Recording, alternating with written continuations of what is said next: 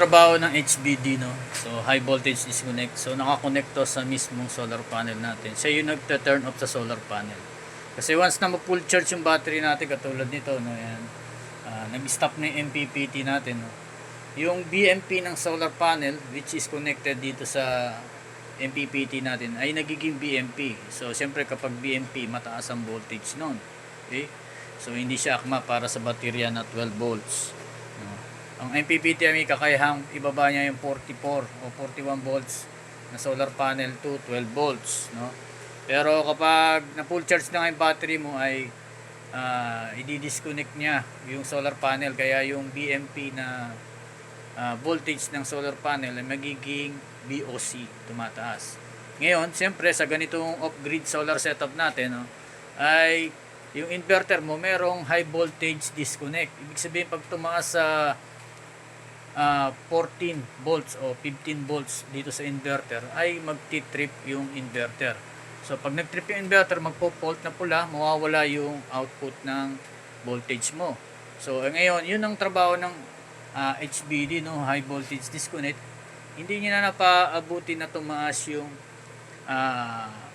voltage ng solar panel kasi connected lahat dito yan, no? Yan, kita nyo.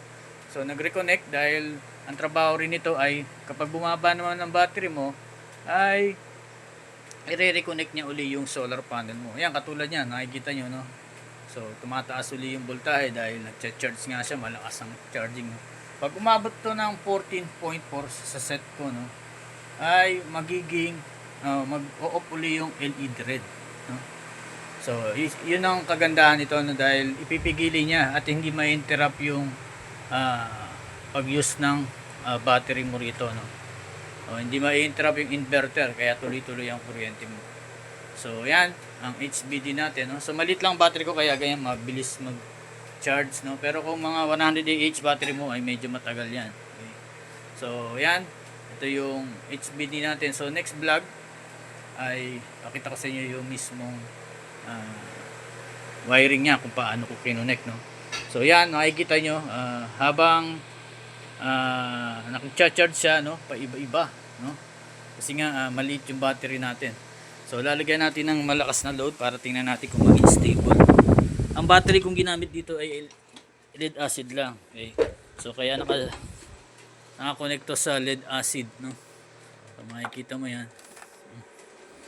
So nilaksan ko yung load, no, para magkaroon ng stable dahil nga malakas ang harvesting, o tinan mo 500 watts to, hindi compatible dito sa battery. So pero kita nyo tuloy-tuloy yung kuryente, hindi nagtitrip yung inverter natin dahil sa trabaho nitong HBD natin. So thank you, God bless.